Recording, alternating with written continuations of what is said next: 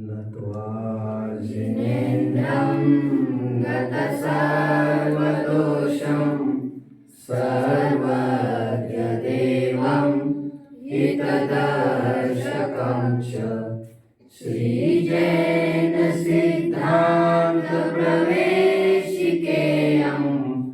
विरक्षते स्वल्पधियां निकाय।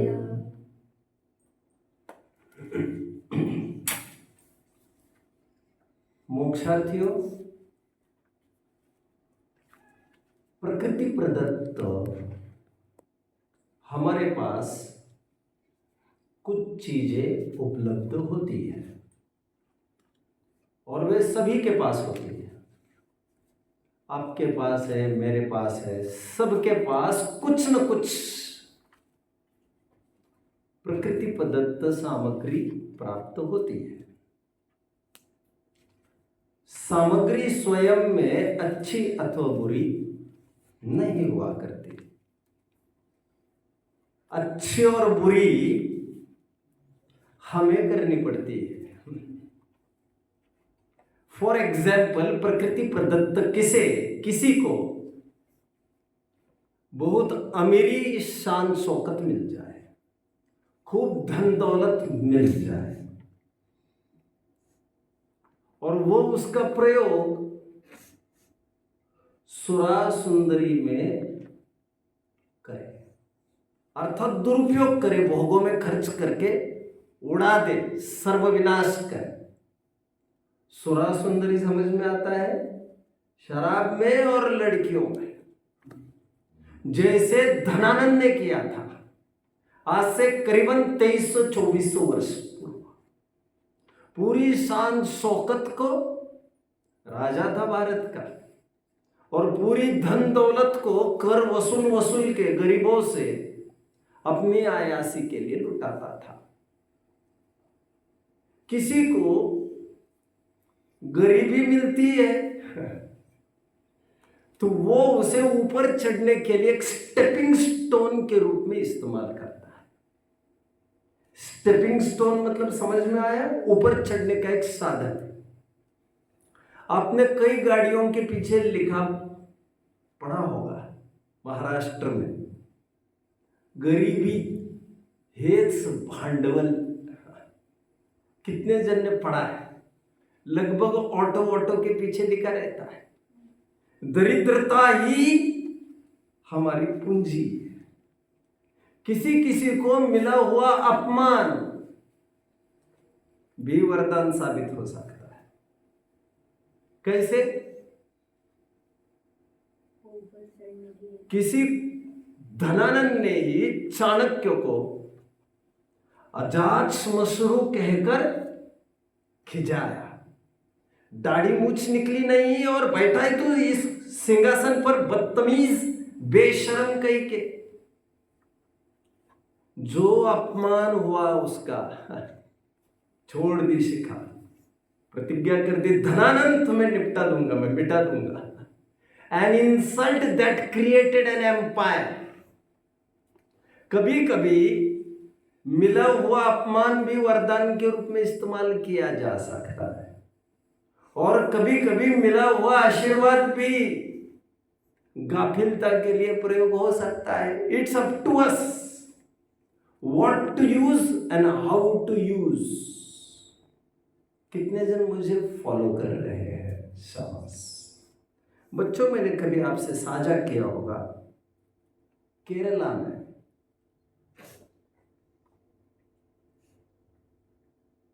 बंदर तो हर जगह है, खुरापाती ही होते हैं बंदर हर जगह के।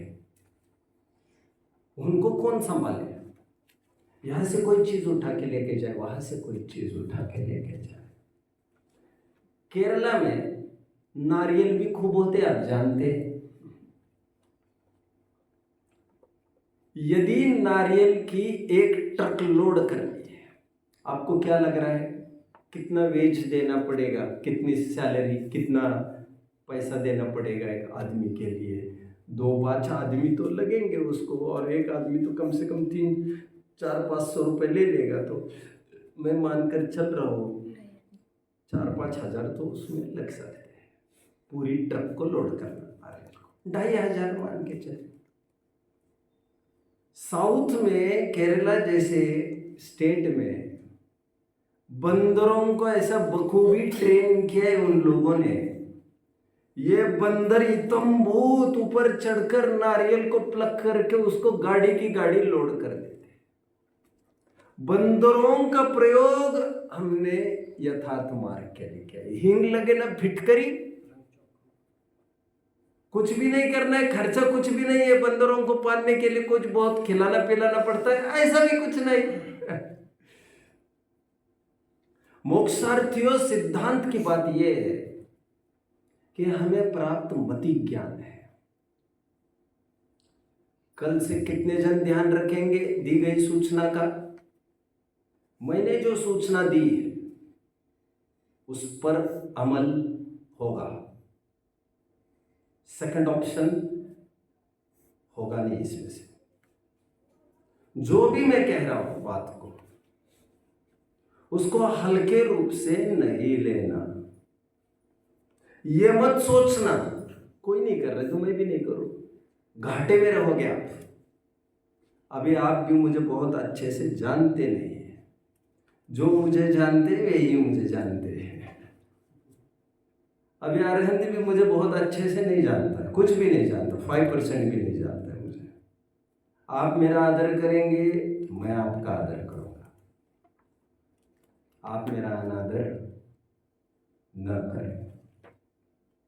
जो भी निर्देश आपको दिए गए हैं स्वाध्याय संबंधी, आपको बताया गया है, स्पेशली 3-4 मिनट आपको इसीलिए दिए हैं, आपको यहाँ पर क्लास के पूर्व आकर प्रश्नों को पढ़ना है, जो चल चुके हैं और जो चलने वाले हैं। आई थिंक 4-5 मिनट मिल जाते हैं आपको।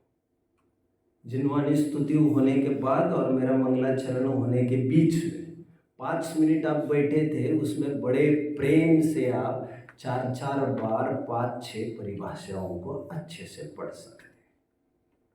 इसमें ढिलास चलेगी नहीं। जो होमवर्क दिया जा रहा है उसमें कतराई चलेगी नहीं। मैं भूल जाऊंगा आपकी मासूमियत, आपकी उम्र का भूल जाऊंगा, मैं हेवी इंपोजिशन दूंगा, आपको मेरे प्रति अरुचि ना हो बैठे, इसका भी मुझे बहुत डर नहीं है। बट डिसिप्लिन होगी और वो होगी। कौन कौन ध्यान रखेगा कल से? सिट डाउन, शाबाश, अच्छे बच्चे हो से। हाँ, तो मैं ये कह रहा था बच्चों, मिली हुई आपदा को भी एक स्टेपिंग स्टोन के रूप में, एक माइलस्टोन के रूप में उसका प्रयोग हो सकता है। और प्राप्त ऐश्वर्य का प्रयोग, उपयोग बिगड़ने के लिए भी हो सकता है। यह तो हमारे ऊपर है, हम किसका क्या प्रयोग करें। मोक्षार्थियों सिद्धांत की बात मैं आपको यह कह रहा था। आज हमारे पास टूल के रूप में, साधन के रूप में, सोर्स के रूप में, शाबाश शाबाश, मति ज्ञान और श्रुति ज्ञान है। चाहो तो आप उसको विषयों में लगा सकते हो, चाहो तो आप उसको विषयों में लगा सकते हो। खाओ पियो, मौज करो, मस्ती करो, फिल्म देखो, पार्क में जाओ, एंजॉय करो, जिसे दुनिया कहती है। Drink, eat and live make. ऋणम कृत्वा कृतम पिबेत। बाद में किसने देखा? इंद्रिया तो उपलब्ध है ही, इंद्रिया और मन। चाहे तो इनका प्रयोग करो और खूब विषयों में उलझाते रहो। उपाय 1, इसमें से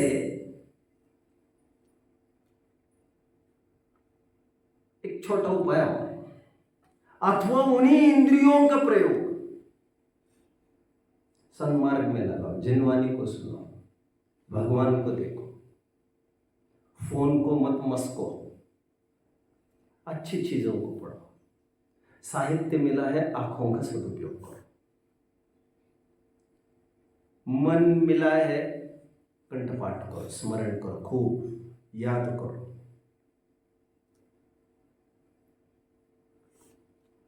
दूसरा उपाय ये है, इंद्रिय और मन मिला है, इसका मतलब हम उसका उपयोग करें। बात को कौन पूरी करेगा? ये जरूरी भी तो नहीं है। प्राप्त है सामग्री, मतलब उसको उपयोग करते रहो, ऐसा नहीं, क्योंकि इंद्रियों और मन का प्रयोग करने का तात्पर्य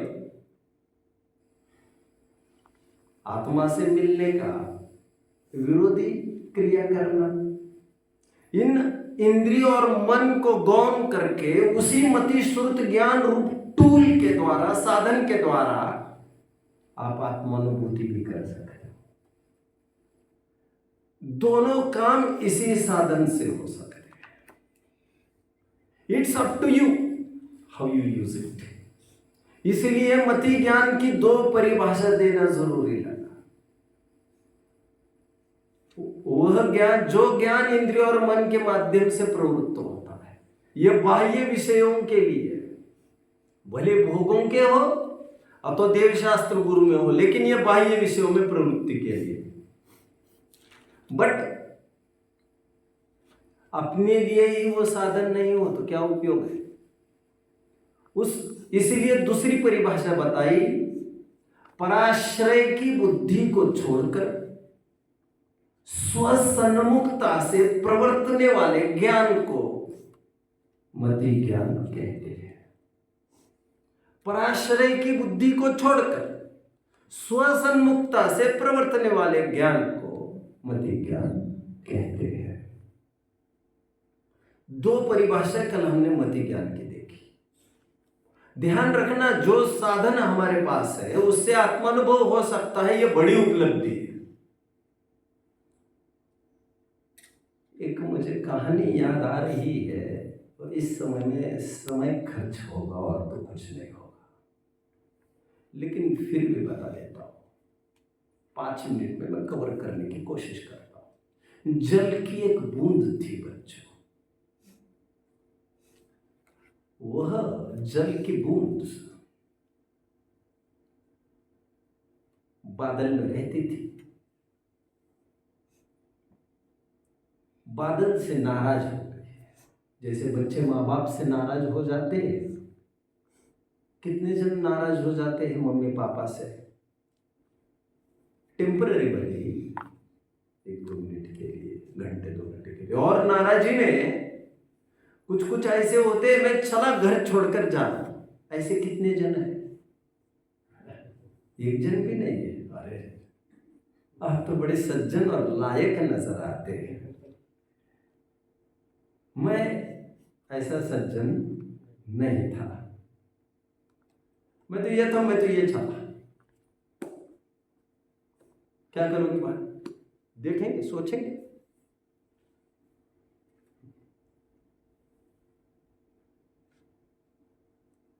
वो जल की बूंद बादल से अलग होकर निकल गई। Who is in danger? बादल या वो जल की बूंद? जल की बूंद। माँ बाप तो घर पर ही है, घर तुम छोड़ के जा, किडनैप तुम होगे, किडनी फिडनी तुम्हारी उड़ाई जाएगी, आंखें वाखें तुम्हारी उड़ाई जाएगी, तुमको यहाँ से उठाकर विदेश में पटका तुम्हें जाएगा दास बनाने के लिए। फिर हम कुछ नहीं जानते। सब हो सकता है इस दुनिया में। उस जल की बूंद ये सोचने लग गई, मैं क्या करूं, मैं क्या करूं। सबसे पहले उसने सोचा, मैं अभी बादल से अलग हुई हूं तो कुछ करके दिखाऊंगी, ठिकाने लाऊंगी आकर बादल की, दिखा दूंगी उसको कि मैं भी किसी से कुछ कम नहीं हूं। तो वह आगे बढ़ी। तो उसने सोचा, मैं क्या करूं जिससे दुनिया को अट्रैक्ट कर सकूं। वो जल की बूंद आगे बढ़ी। उसने सोचा, हाँ, उस चौके में, रसोई घर में, बच्चों किचन नहीं कहते हम, किचन नहीं कहते हम, रसोई घर या चौका कहते हैं, या भोजनशाला। किचन नहीं, उसने सोचा ये रसोई घर है और वहां पर तवा है गरम गरम गरम, यदि मैं ठेठ जाकर उस पर गिर जाऊं तो बस आवाज आएगी जिससे मैं सबको अट्रैक्ट कर सकूंगा, सबका अटेंशन। बट व्हाट यूज, इसमें तो मुझे मेरी सत्ता खत्म करनी पड़ेगी। At what cost you are ready to attract the attention of the people at the cost of ruining yourself? किस कीमत पर तुम दुनिया को आकर्षित करना चाहते हो? स्वयं को मारने मिटाने की कीमत पर? मूर्ख। तो उस जल की बूंद को आकर ठिकाने, उसने सोचा नहीं तवे पर नहीं गिरेंगे, क्योंकि वह आनंद क्षण भर का होगा, 10-20 जनों के बीच में होगा। चौके में होते कितने जन है? 5-6 जन होते हैं। उनको अच्छा लगेगा थोड़ी देर के लिए, लेकिन मुझे तो मिटना पड़ेगा उसके लिए। कितने जन यहां तक की स्क्रिप्ट समझ रहे हैं? शाबाश शाबाश। देखो, वैसे मैं ये नहीं समझता बहुत कि मैं आपको गुरु वगैरह हो, कभी समझता हूँ तो मैं नहीं जानता ज्यादा। मैं हरदम यही समझता हूँ कि हम सब मिलके एक मार्ग पर चल रहे हैं, हम पथिक है सभी उसी मार्ग के। उम्र से मैं थोड़ा बड़ा होने से मेरी जिम्मेदारियां ही ज्यादा है, और जिम्मेदारी इतनी है कि आप कोई गाफिल ना हो और सबको साथ लेके चलो, और तो कोई जिम्मेदारी होती नहीं।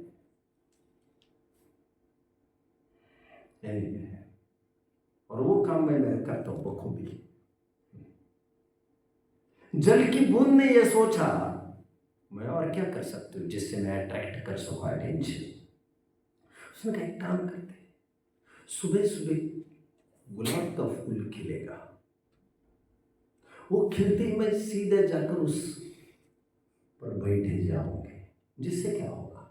जिससे सुबह सुबह मॉर्निंग वॉक के लिए इतने जन आते हैं पार्क में, वो कितने निहारेंगे, प्रेम से कहेंगे क्या दिख रहा है ये फूल, और फूल पर क्या दिख रही है जल की बूंद। मजा आ जाएगा। कितने जन फोटो खींचेंगे, कितने पत्रकार रिपोर्टर अपने अपने अखबारों में डालेंगे, सजाएंगे, एल्बम बनाएंगे, कोलाज बनाएंगे, मजा आ जाएगा।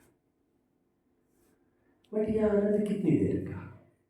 4 घंटे 5 घंटे। At the end of the day जहां पर फूल को ही मुरझाना है, वहां पर तुम्हारी सत्ता की क्या बात। तो जल की बूंद ने सोचा कि दूसरा ऑप्शन भी बहुत अच्छा नहीं है, क्योंकि इसमें तवे जैसा कोई एक आध सेकंड में अस्तित्व खत्म होने की बात नहीं है, और ना ही 4 जनों को रिझाने की बात है। इसमें हम 400-500 जनों को रिझा सकेंगे जो मॉर्निंग वॉक के लिए आते हैं, लेकिन 5-6 घंटे से ज्यादा तो वहां पर भी अपना काम नहीं है।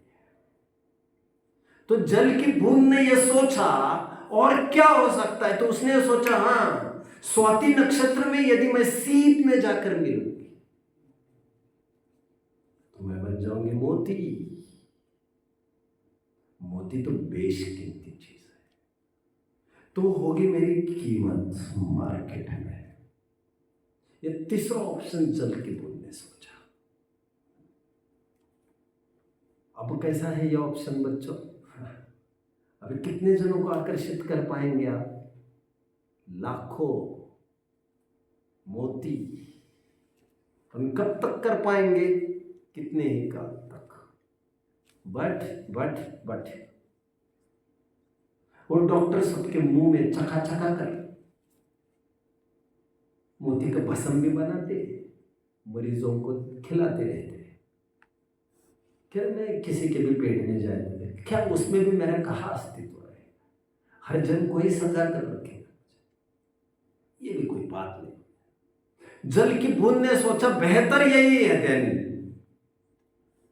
बादल से निकली हूं, पहली गलती तो ये हो ही गई है मेरी, क्योंकि मुझे तो मेरा हर जगह नाश ही दिख रहा है। बट कोई बात नहीं, निकली हूं तो ऐसी जगह पहुंचूंगी जहां पर कम से कम मैं सुरक्षित हो जाऊंगी। ऐसा कौन सा स्थान है? बोलिए। वाह, दे दो इन्हें आधा पॉइंट। बस क्या आता है, एक दे दो, समुद्र में जा मिलोगी, उससे क्या होगा, एक बूंद फिर एक बूंद के रूप में नहीं रहेगी, वो सागर का रूप बनेगी, सागर बनेगी। और सागर मतलब स्थायी, सुरक्षित। ठीक उसी प्रकार प्राप्त ज्ञान ने यह सोचा, उसने भी क्या क्या ऑप्शन सोचे। देखो, जो ज्ञान प्राप्त हुआ है, मैं फिल्म देखूंगा, ये मैं ऐसा करूंगा, वैसा करूंगा, विषयों में खर्च करूंगा, कितनी देर का आनंद मिलेगा? क्या अच्छा लगता है खाने में? पारस है ठेचा, इसको ठेचा तो कर, आधा 1 किलो ठेचा, यांना ठेचा।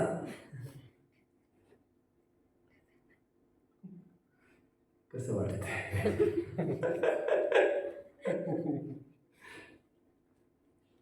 क्या आदमी है, किसी को क्या अच्छा लगता है तो किसी को क्या अच्छा लगता है। कोई बात नहीं, कोई बात नहीं, सबके अपने अपने जीव का कमाल है, चटोरी वृत्ति का कमाल है। एनीवे, प्राप्त ज्ञान को विषयों में लगाना ऐसे किसी मूर्ख ने सोचा, बट विषयों का आनंद कितनी देर के लिए? ठेचा ही ठेचा खाते रहोगे आप जाम के रूप में, रोजाना वो छोटी सी बोतल देंगे स्कूल में, खाते रहोगे उसको। अरे पागल हो गए क्या? अब कहोगे भैया इसके साथ कुछ तो लाओ, राइट? वो कोई सौंफ भी नहीं है जो घूमते घूमते कैसे चल रहा, ऐसा भी नहीं हो सकता तुम्हारा। विषयों में खर्च करोगे प्राप्त मति ज्ञान को, तो वैलिड कितना है वो, विषयों में कितना आनंद? 2-3 घंटे, आधा घंटा, 1 घंटा, 2 घंटा, और उपयोग खर्ची गया। फिर उस ज्ञान ने सोचा ना ना ना ना, विषयों में खर्च करके स्वयं का अस्तित्व मिटाना ये मुझे मंजूर नहीं है। तो प्राप्त ज्ञान को कुछ ऐसी जगह लगाए जहां पर मैं दुनिया का कल्याण कर सकूं। लाइक एडिसन, मैं बल्ब बनाऊंगा, मैं ट्यूब्स बनाऊंगा, मैं क्या कहते हैं उसको, टेलीस्कोप बनाऊंगा, मैं माइक्रोस्कोप बनाऊंगा। जगदीश चंद्र बोस है, न्यूटन है, आइंस्टाइन है, वैज्ञानिक हुए, इनका ज्ञान कितना चलेगा? कितना चलेगा? और जगत में उपकारी तो माना ही जाएगा, तो उस ज्ञान को विषयों में क्यों खर्च करूं मैं? जगत को उपकारी ऐसा कुछ करूं ना, उस ज्ञान को वहां पर लगाओ ना। मति ज्ञान, श्रुति ज्ञान को ऐसा लगा कि हम उसमें लग जाएंगे, बट उसकी भी वैलिडिटी कितनी? आपके नोकिया के फोन को पूछता कौन है अभी? उसकी पैड टुम टुम टुम टुम, अरे फेंक दे इसको, क्यों? सीधा बोलो होम, लग गया घर पर फोन, गए आउटडेटेड, फेंक दो भैया, कूड़े में फेंक दो उसको। कितनी वैलिडिटी है उसकी? कितना चलेगा वो? नई रिसर्चेस आती रहती है, और इस विज्ञान में लगाकर लोग तो विषयों के ही साथ खेल रहे ना। इस बल्ब को भले ही मैंने बनाया, वो किसके लिए प्रयोग करेंगे सामने वाले? नहीं नहीं नहीं नहीं नहीं, ज्ञान ने सोचा ऑप्शन 3, इसके बजाय मैं समयसार जैसे ग्रंथों को लिखूंगा, प्रवचन सार जैसे ग्रंथों को लिखूंगा, पहुड़ों को लिखूंगा, पंच परमागम लिखूंगा, तत्वर सूत्र लिखूंगा। नित्य बोधिनी जिनवानी माता, हे जिनवानी भारती, मैं इसमें लगाऊंगा ना उपयोग। क्यों फालतू इंजीनियरिंग और मेडिकल में की पढ़ाइयों में मैं लगाऊंगा? इसी में लगाऊंगा। बट कुन ने भले ही समयसार जैसा ग्रंथ लिखा, उसकी वैलिडिटी कितनी है बच्चों? कितनी है वैलिडिटी? कितनी है? कुछ तो बताइए। पंचम काल के अंत तक बहुत आगे बढ़े तो इतना भी कुछ नहीं होगा। 20,000 कहाँ से 20,000 वर्ष कहाँ तक टिकेगा ये? 18,500 वर्ष टिकेगा ये? अरे कितने प्रलय, कितने जगत युद्ध, विश्व युद्ध होंगे जो 100-200 साल पहले के भी ग्रंथ आज उपलब्ध नहीं है हमारे बीच में। गंधस्ति महाकाव्य कहाँ है? परिक्रम टीका कहाँ है जी? ये कोई ग्रंथ आज हमारे सामने नहीं है। और कहते ये था वो था टोडरमल जी ने इतने 20,000 श्लोक प्रमाण मोक्ष मार्ग प्रकाशक लिखा, लेकिन आज 12,000 श्लोक प्रमाण, 8,000 श्लोक प्रमाण कहाँ गया जी? काल के गाल में सब समा जाएगा। इसकी भी एक्सपायरी डेट तो है ना। ऑप्शन 4। फिर इस ज्ञान को मैं कहाँ लगाऊं? ऐसी जगह लगाओ जहां पर उसको स्थायित्व मिले, सुरक्षित हो जाए। वो कहा? वो ज्ञान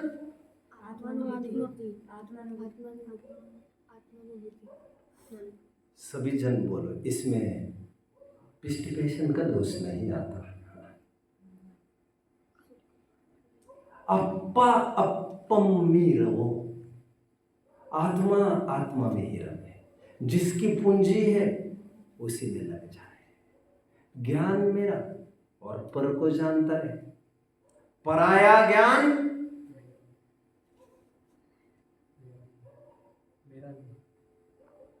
सिद्ध पूजन की लाइन। पराया ज्ञान वह पर किया। बोलिए वो लाइन पढ़ के दिखाइए।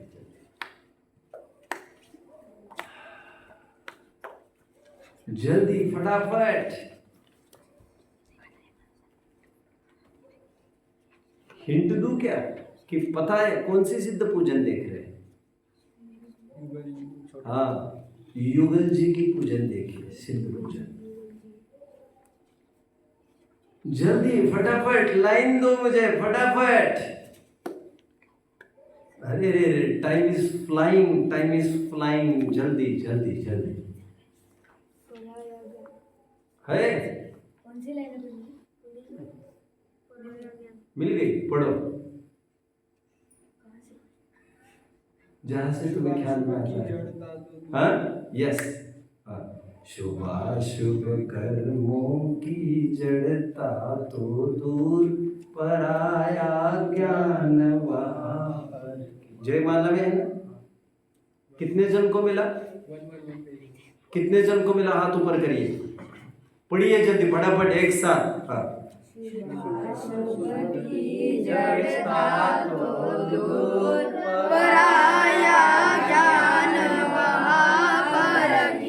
बस जो ज्ञान पर की सांस संभाल में लगा है वो ज्ञान मेरा नहीं हो सकता। मेरा ज्ञान मुझे जाने। मति ज्ञान की इसलिए 2 परिभाषा बताई गई। मति ज्ञान की 2 परिभाषा कितने जन बोल के दिखा सकेंगे?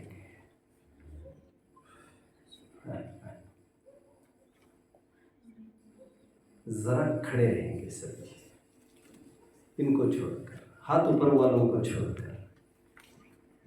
आगे के पीछे के पीछे के आगे। ये तो आज पढ़ते फिर भी बच जाते आप लोग। मति ज्ञान की 2 परिभाषा।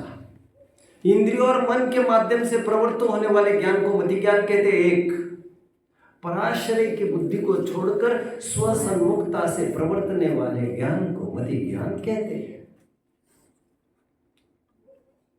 एक बहिर्मुख परिभाषा, एक अंतर्मुख परिभाषा। ये टॉपिक हुआ कल। श्रुत ज्ञान की मैंने कल 2 परिभाषा कहनी चाहिए।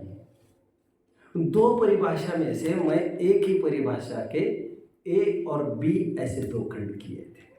कितने जन को याद आ रहा है?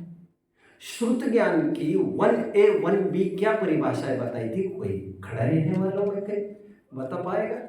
खड़े रहने वालों के प्रति मुझे ज्यादा प्रेम है, इसलिए मैं उन्हें विशेष प्राधान्य देना चाहूंगा। उनके लिए पॉइंट्स भी दुगने हैं मेरे लिए, लेकिन वे ही मुझे चाहते नहीं है। एक तरफा प्रेम है इस प्रकार। कोई बात नहीं, आपकी मेरे प्रति उपेक्षा जो अच्छी नहीं लग रही है। श्रुत ज्ञान की पहली परिभाषा मैंने बताई थी 1A, मति ज्ञान ने जाने हुए विषय को विशेष रूप से जानने वाले ज्ञान को मति ज्ञान कहते हैं। एक दूसरी परिभाषा में ये कह रहा था, मति ज्ञान ने जाने हुए विषय के द्वारा अन्य विषय को जानने वाले ज्ञान को श्रुत ज्ञान कहते हैं। कितने जन समझ रहे हैं?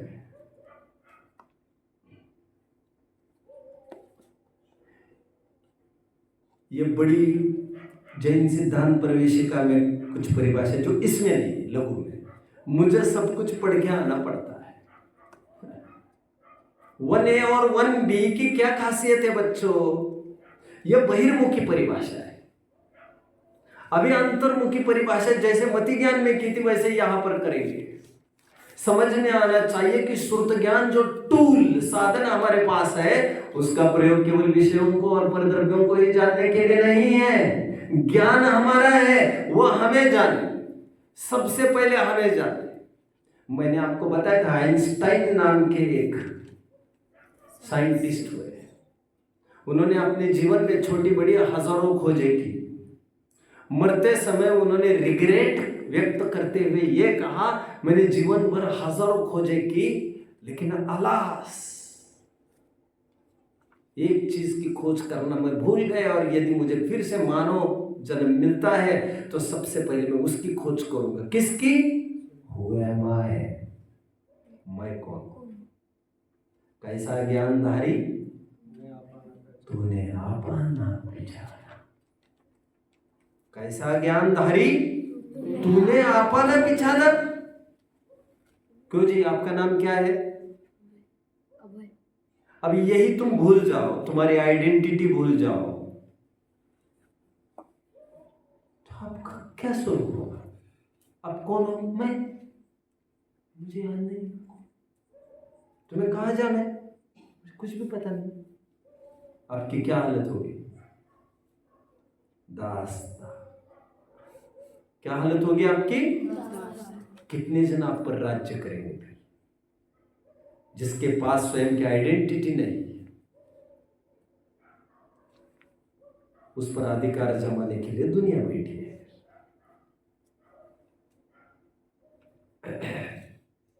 श्रुत ज्ञान की दूसरी परिभाषा बच्चों, आत्मा को जानने वाले मति ज्ञान मत, ये लिखने की जरूरत इसलिए नहीं है, ये परिभाषा है स्पेशली क्योंकि आपके टेक्स्ट में मिलेगी। हाँ, लेकिन लिखते रहिए, आप लिखते रहिए। मैं जो जो बोलता हूँ धड़ाधड़ आपकी कलम तो चलती रहनी चाहिए। सुभाषित आए, नीति वाक्य है, कुछ भी आए, क्यों 1 घंटा फिर से खर्ची करना, क्यों फिर से लिखते रहना? और ये सिलसिला जारी रहेगा अभी।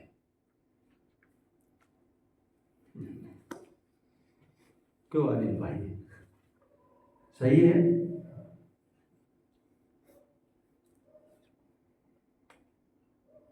आत्मा को जानने वाले मति ज्ञान के द्वारा जाने हुए आत्मा को विशेष रूप से जानने वाले स्वसंवेदन रूप शुद्धोपयोग रूप ज्ञान को शुद्ध ज्ञान कहते हैं। यह आपको परिभाषा मिलेगी वितराग विज्ञान विवेचिका उपयोग नामक पाठ में मिल जाएगी। यहाँ की परिभाषाओं से मैं बहुत संतुष्ट नहीं हूं। मूल में वही की परिभाषा देख लीजिए। बोलिए। रिपीट कर सकते हैं? हाँ, क्यों नहीं, व्हाई नॉट, श्योर। कोई रिपीट करेगा? रिपीट करेंगे, खड़े रहिए। ऐसे कैसे चलेगा दादा? ट्राई करोगे? ट्राई करोगे आप? करो।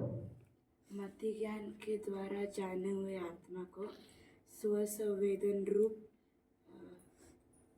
एक बात आप कहना भूल गए, श्रुत ज्ञान मति ज्ञान से विशेष जानता है, इतना आपके ज्ञान में होना चाहिए।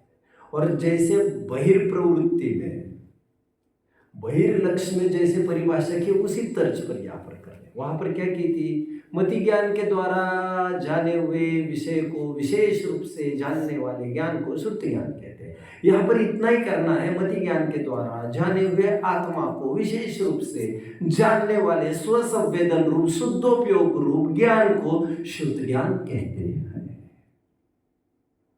विशेष शब्द है, उससे श्रुत ज्ञान सिद्ध हुआ। मैं जो जो आधार दे रहा हूं वहां से आप देख सकते हो परिभाषा। कुछ परिभाषाएं ऐसी है जो मैं जिसके लिए आधार दे रहा हूं, जहां से मैं सेटिस्फाइड नहीं हूं। वो तो बहुत सारी नहीं है, जैसे एकाध दुक्की है, जैसे ये। इस प्रकार मति ज्ञान की भी दो परिभाषा देखी, श्रुत ज्ञान की भी दो परिभाषा देखी। ये दो परिभाषा हमने क्यों देखी? खड़े रहने वालों को पहला प्राधान्य दिया जाएगा।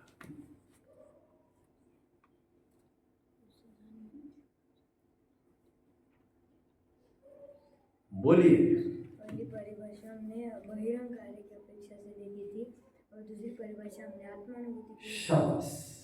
तो इससे हमें पता चला कि जो श्रुत ज्ञान है वो सिर्फ बहिरंग कार्य के लिए यूज नहीं होता, वो आत्मा। राइट। मति श्रुत ज्ञान रूप साधन का प्रयोग विषयों के लिए नहीं है, उन्हीं साधन का प्रयोग आत्मा को जानने के लिए किया जा सकता है।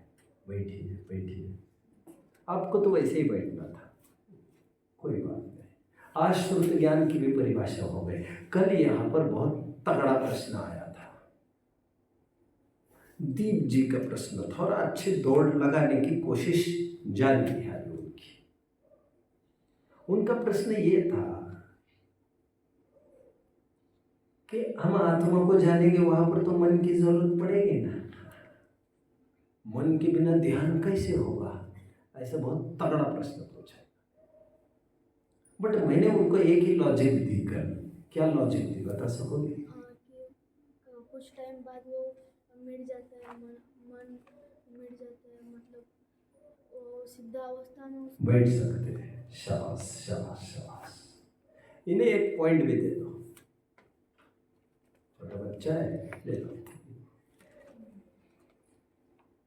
मैंने कल कहा था, यदि मन की आवश्यकता होगी ध्यान को, तो दिक्कत ये होगी शुद्धोपयोग को, आत्म ध्यान को, आत्मा को समझने को यदि मन की जरूरत होगी, तो अरहंत सिद्धों को तो ये कुछ भी नहीं है। अरहंतों को तो है द्रव्य मन, मैं जानता हूं, बट भाव मन नहीं, वो सक्रिय नहीं, वो मशीन बंद पड़ गया है उनका। जैसे टेप रिकॉर्डर धूल खा रहे ना, अंदर की सब मशीन फशीन कुछ नहीं, सब वो डब्बा है रहा, वैसे अरहंतों में सब डब्बा है। और सिद्धों में तो ये भी कुछ नहीं है, मन ही नहीं है, इंद्रिय ही नहीं है वहां पर।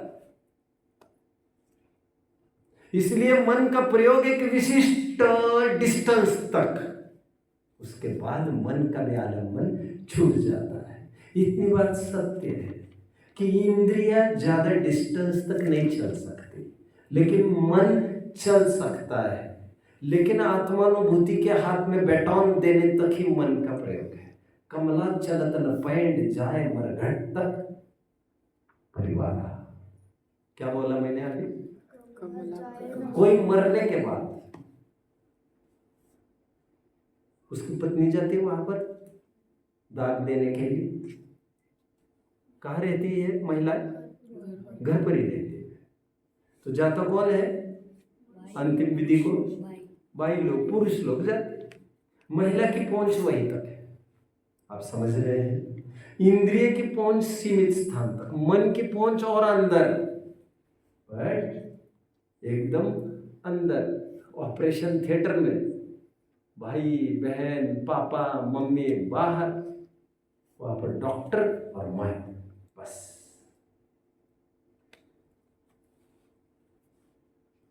कितने जन मुझे फॉलो कर रहे हैं? वस्तु विचारत ध्यावते मन पावे विश्राम, ऐसी परिभाषा ग्रंथों में आई है। मन भी विश्राम को प्राप्त होता है वहां पर। मन का मन खत्म।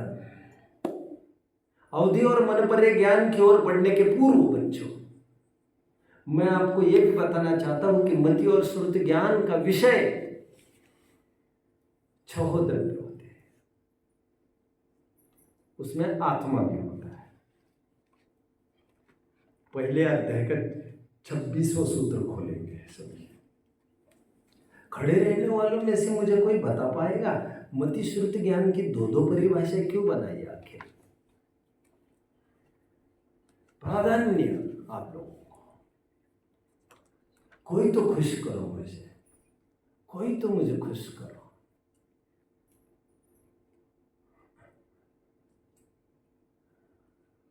श्योर, आपको देखकर तो नहीं लग रहा है, बोलो। एक परिभाषा अंतरंग और एक बहिरंग। बहिरंग मतलब और अंतरंग मतलब? अंतरंग मतलब हम आत्मा। बहिरंग एक परिभाषा बहिरंग और दूसरी परिभाषा आत्मानुभूति से थी, इसीलिए 2 परिभाषा। शाबाश, बढ़िया बढ़िया। खड़े रहने वालों को हिम्मत हारने की जरूरत नहीं है, अभी आधा घंटा बाकी है, कुछ दाव लग सकता है। क्यों अनिल भाई?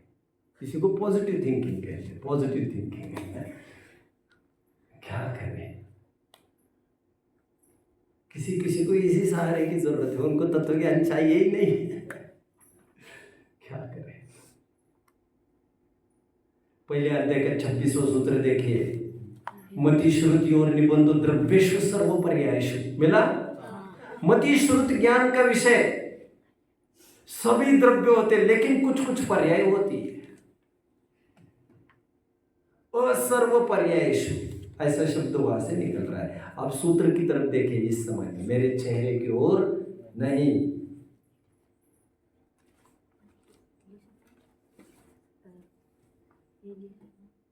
हाँ, आप लेके क्यों नहीं बैठे? वैसे लेके बैठे थे, सभी जन बैठ जाइए। आप जनों को रहम बतौर बिठाया जा रहा है, बैठिए। रहम समझते हो बच्चों? जीव दया, जीव दया। हाँ, जीवन दान। जीवन दान। अरे तुम तो गजब हो यार। हाँ? चलो ठीक है, क्या चाहिए आपको? अभी बैठिए, मोक्ष मार्ग प्रकाशक तो लगेगा ही। मुझे तो इतना ही दिखाना है इसमें कि क्या दिखाना है इस सूत्र में से, कौन बताएगा? बोलिए। 6 द्रव्य में से भी मुझे क्या दिखाना है? कुछ द्रव्य का आत्मा को विषय बनाता है वो। मेरी दोनों परिभाषाएं मति और श्रुति ज्ञान में जो अंतर प्रवृत्ति वाली है, अंतर्मुख प्रवृत्ति वाली, उसकी पुष्टि के लिए यह सूत्र पढ़ा गया है। अभी विदाउट वेस्टिंग टाइम फोकस। अवधि और मनपर्य ज्ञान को पूरा करने का प्रयास करता हूं आगे के 2 प्रश्नों को। वैसे 84, 85 की चर्चा होने के उपरांत 86 और 87 मुझे करना है। आई डोंट नो मैं कितना कर पाऊंगा, ध्यान से सुनिए, मेरी तरफ देखिए। अभी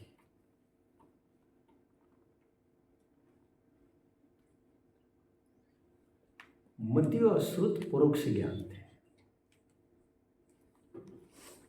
उनको मीडियम की जरूरत है, हेल्पर की जरूरत है, उनको सपोर्टर की जरूरत है, जैक की जरूरत है। जैक कहते हैं उसको, स्टेपनी, स्टेपनी की जरूरत, जैक जैक कहते, जैक आई थिंक है, उनको जैक की जरूरत है, रनर की जरूरत है उनको। बट अवधि मनपर्य और केवल ज्ञान, ये ज्ञान प्रत्यक्ष ज्ञान है बच्चों, प्रत्यक्ष मान्यत। प्रत्यक्ष मतलब ये डायरेक्ट काम करते हैं। चल हट बाजू में, समझ में आया? डायरेक्ट काम कर लेते हैं बिना इंद्रिय के और बिना मन के। कैसे, मैं अभी बताऊंगा, आपको बताऊंगा। इसे कहते हैं प्रत्यक्ष ज्ञान। और अवधि मन पर केवल ज्ञान, तीनों प्रत्यक्ष ज्ञान है। प्रत्यक्ष की संधि होगी प्रति प्लस अक्ष इज इक्वल टू प्रत्यक्ष।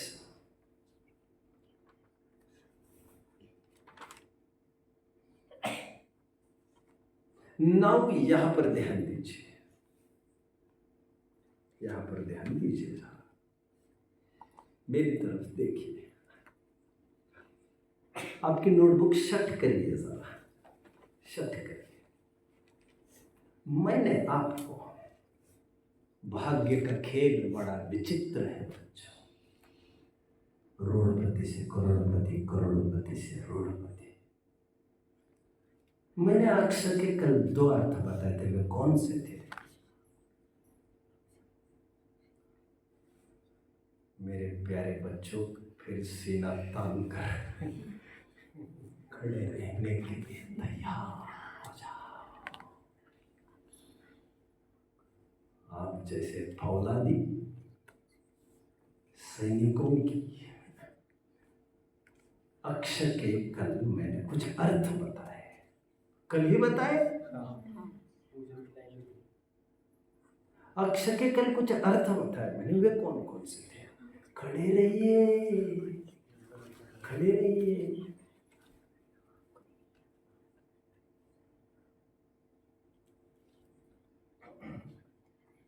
एक अर्थ बोलिए। आँख।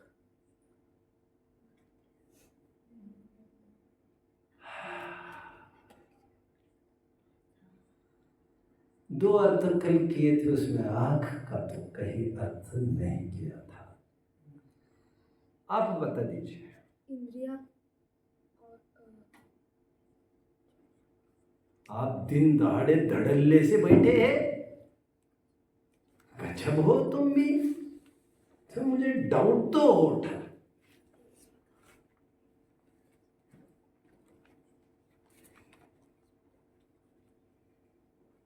अक्षर के कल 2 अर्थ किए, एक इंद्रिय और एक ज्ञान किए थे। प्रत्यक्ष का अर्थ समझिए बच्चों, प्रति प्लस अक्षर। जो ज्ञान, ये साइलेंट है, साइलेंट है। जो ज्ञान ज्ञान के द्वारा होता है, प्रति मतलब द्वारा, अक्ष मतलब ज्ञान। इस प्रसंग में जो ज्ञान ज्ञान के द्वारा होता है उसे प्रत्यक्ष ज्ञान कहते हैं। अक्षम अक्षम वर्तते इति प्रत्यक्ष। अक्षम अक्षम वर्तते इति प्रत्यक्ष। जो ज्ञान ज्ञान के द्वारा प्रवर्तता है उसे प्रत्यक्ष कहते हैं।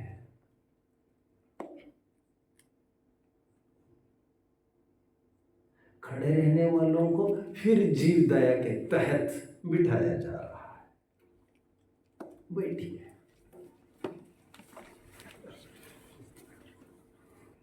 क्या बात है दीप?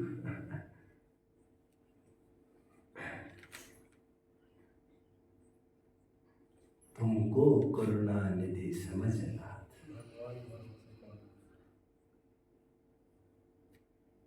फिर से बिठा दोगे तुम यह सोचे सन्मुख। खड़ा रहा, खड़ा रहा, खड़ा रहा, खड़ा रहा, खड़ा रहा। प्रत्यक्ष का क्या अर्थ बताए बच्चों? नोटबुक नहीं देखेंगे कोई।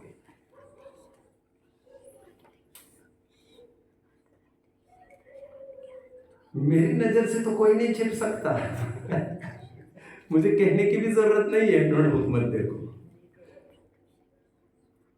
परिंदे ने पर मारा और मेरे आंख में आ गया।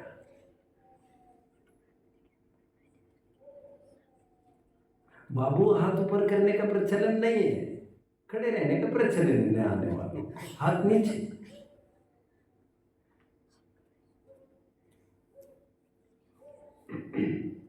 मैंने क्या कहा समझ में आया? प्रचलन प्रचलन प्रत्यक्ष का कुछ अर्थ बताया मैंने बच्चों, प्रत्यक्ष का कुछ अर्थ बताया मैंने, वो क्या बताया?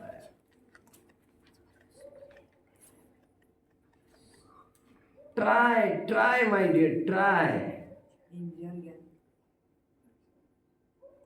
इनको क्या रोटी के साथ खाना, खाली पेट खाना, कुछ का कुछ बोलते हो आप भी, सोच समझ कर बोला करो। कभी कभी यहाँ वहाँ चले जाए समझ में आता है, कुछ बोलने के लिए मत बोला करो बस। मैंने कहा जो ज्ञान ज्ञान के ही द्वारा होता है, अक्षम अक्षम वर्तते इति प्रत्यक्ष, जिसे कोई मीडियम की जरूरत नहीं, इंद्रिय और मन की जरूरत नहीं, उसे प्रत्यक्ष कहते हैं। कल्पना करिए किसी चश्मे की जरूरत हो जिसको, वो कितना पराधीन रहता है, और बिना चश्मे वाला कितना स्वाधीन रहता है। इनबिल्ट उसको सब कुछ है ना। ठीक उसी प्रकार इंद्रिय और मन की जरूरत होना और न होना, ऐसा फर्क आपको करना है। खड़े रहने वालों से मैं सुनना चाहूंगा प्रत्यक्ष मतलब क्या? हाँ,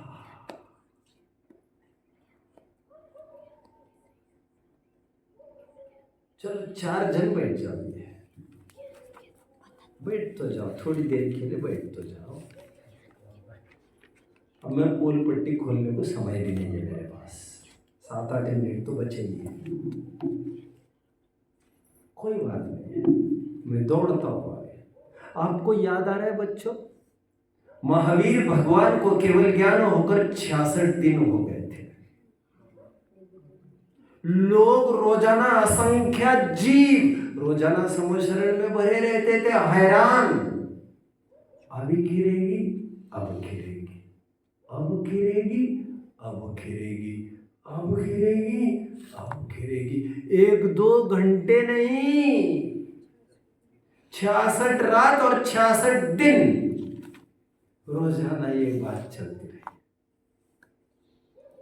श्रावण कृष्ण एकम के दिन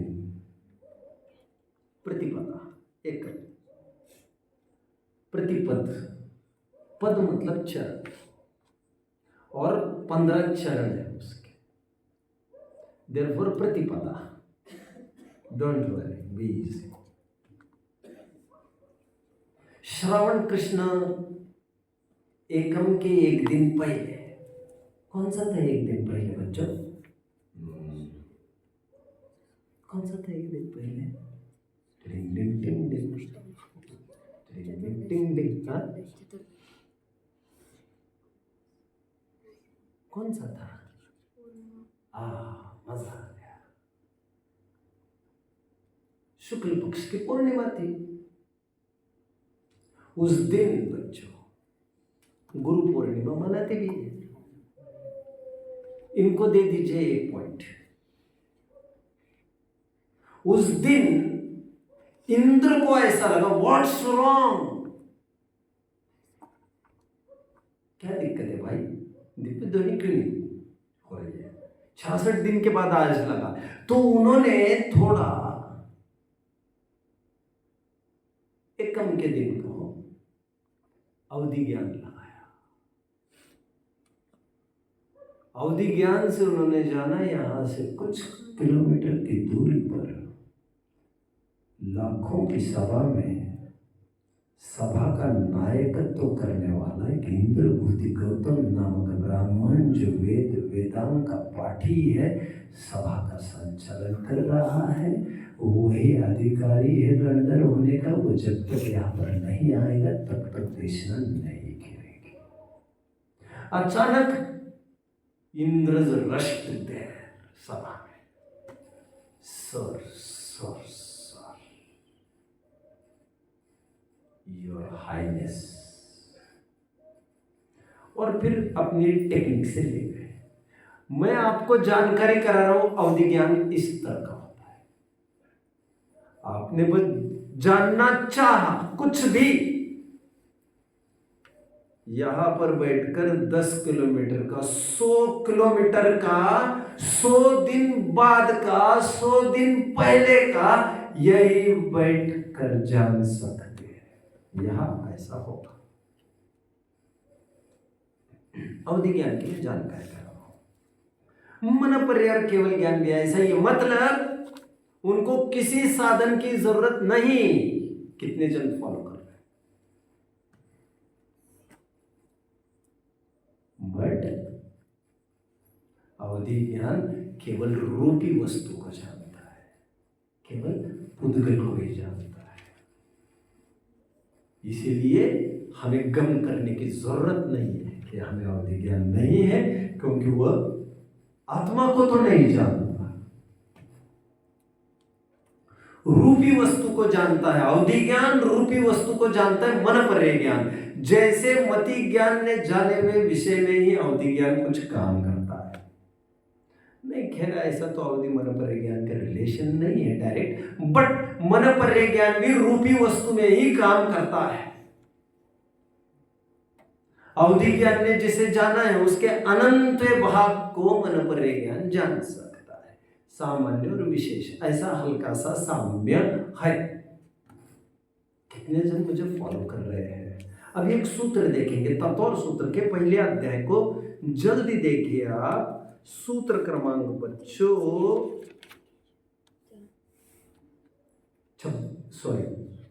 27 और 28 मिल रहा है। वहां पर होगा रूपिष्वावधे तदनंत भागे मन पर्यस्य है। रूपिष्वावधे मतलब अवधि ज्ञान का विषय रूपी पदार्थ केवल पुद्गल को जानता है, और मन पर्याय ज्ञान अवधि ज्ञान ने जाने हुए विषय के अनंत भाग को जानता है। खड़े रहने वालों में से प्रत्यक्ष का अर्थ कौन बताएगा बच्चों? प्रत्यक्ष ज्ञान किसे कहते हैं?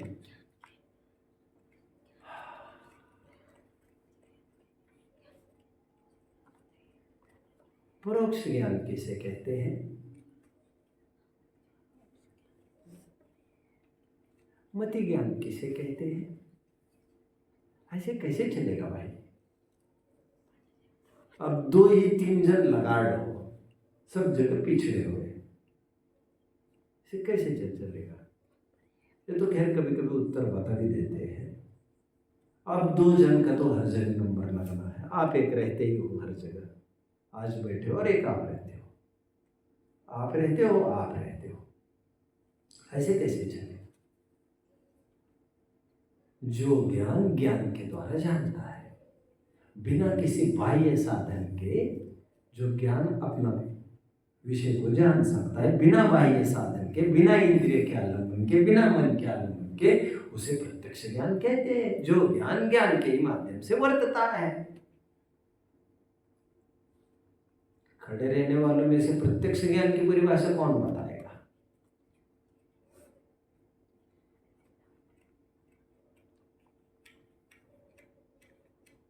हाथ ऊपर करना जरूरी नहीं है।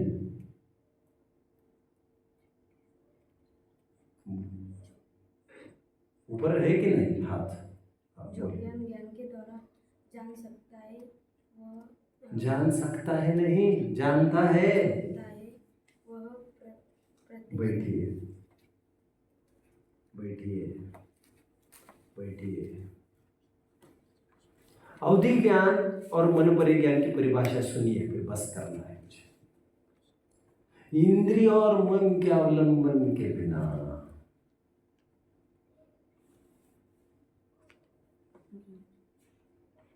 जो रूपी पदार्थ को जानता है उसे अवधि ज्ञान कहते हैं। बट यहां पर थोड़ा सा ध्यान दीजिए प्लीज। अवधि, मन पर्याय और केवल ज्ञान तीनों प्रत्यक्ष होने पर भी तीनों में कुछ फर्क है बच्चों। केवल ज्ञान सब कुछ जानते हैं, अवधि मन पर्याय ज्ञान पार्शियली जानते। तो परिभाषा में हम वो भी डालेंगे।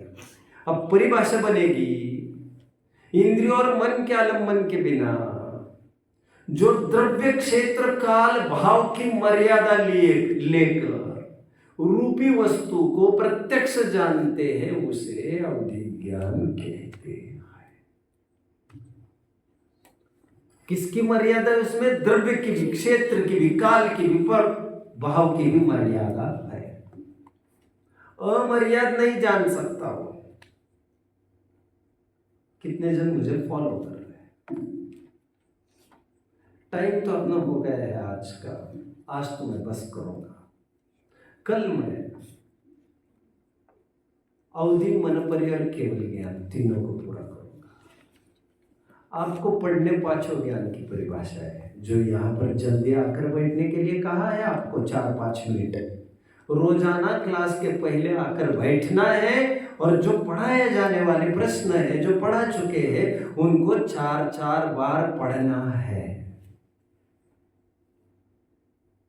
कुछ प्रश्न पूछिए। आपने कहा कि अवधि ज्ञान सब जान सकते हैं, लेकिन आत्मा को क्यों नहीं जान सकते? मैंने कब कहा सब जान सकते हैं? अभी तो कहा। हाँ? मैंने कहा आपने मेडिसिन ली थी बेटा सुबह? हाँ, मेडिसिन ली थी? ध्यान रखो भाई, ध्यान रखो इनका। ठीक है, चलो बोलो। मनपर्याय ज्ञान किस मनपर्याय ज्ञान नहीं पढ़ा है बेटा। आपने तो मनपर्याय ज्ञान किसके अनंत विभाग? अवधि ज्ञान ने जिस सब्जेक्ट को जाना है, उसके अनंत भाग को मनपर्याय ज्ञान जान सकते हैं। और डिटेलिंग, जैसे माइक्रोस्कोप यानी इलेक्ट्रॉनिक माइक्रोस्कोप। माइक्रोस्कोप ने जिस वस्तु को देखा है वो एक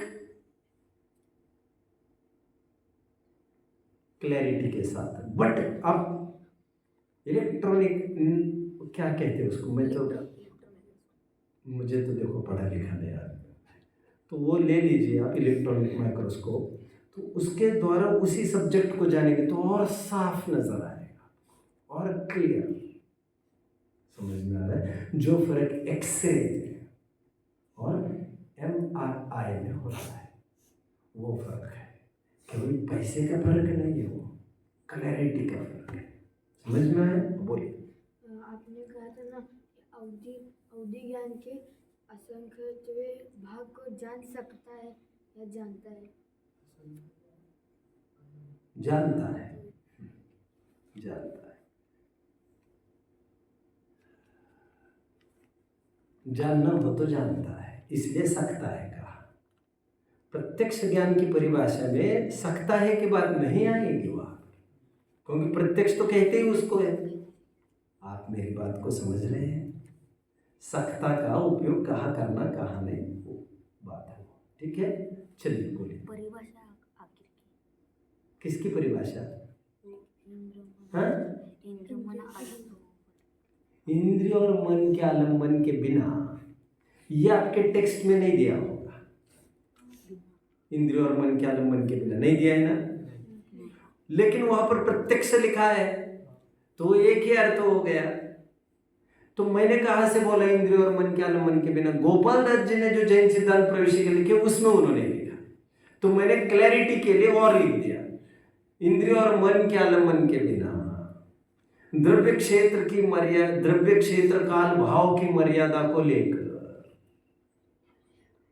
जो रूपी पदार्थ को प्रत्यक्ष जानता है उसे अवधि ज्ञान कहते हैं।